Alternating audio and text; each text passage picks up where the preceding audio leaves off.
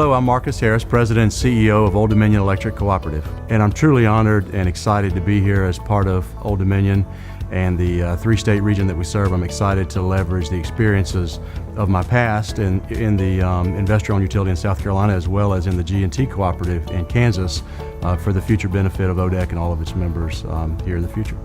So the role of the G&T has historically been to provide capacity and energy and transmission services to the distribution members.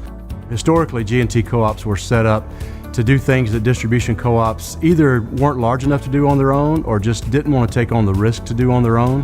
And so the G&Ts were a way to pool resources and bring about generation transmission projects in an economic way at the least risk for all the members. As we move forward in the future, the role of the G&T is changing.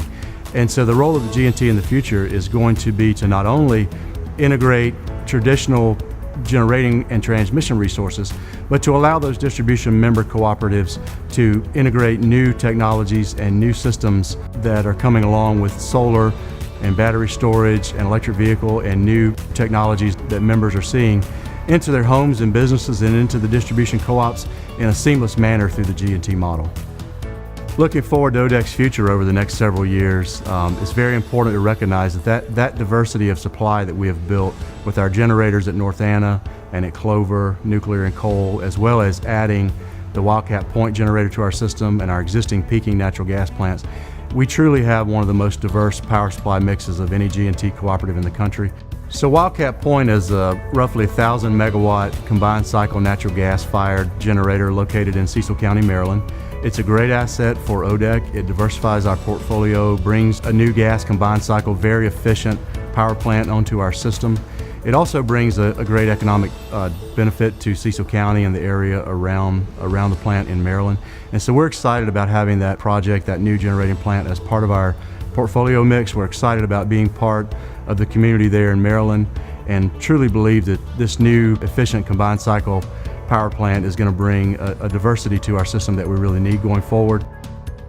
And it will allow us to be self-sufficient for energy, much more so than we have been in the past, and it will take away some of the market risk we've had for energy pricing on the wholesale energy market in the future. At ODEC, we want to always take a long view of the future. We want to ensure we're doing things for the benefit of our member cooperatives and the ultimate members out on the end of the line.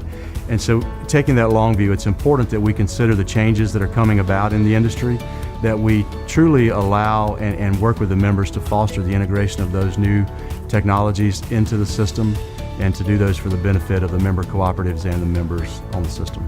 So as the President and CEO of ODEC, my goal is to foster the cooperative spirit, to become a part of the member cooperative family, part of the ODEC family, and to leverage the experiences of the past for the benefit of ODEC and its members going forward.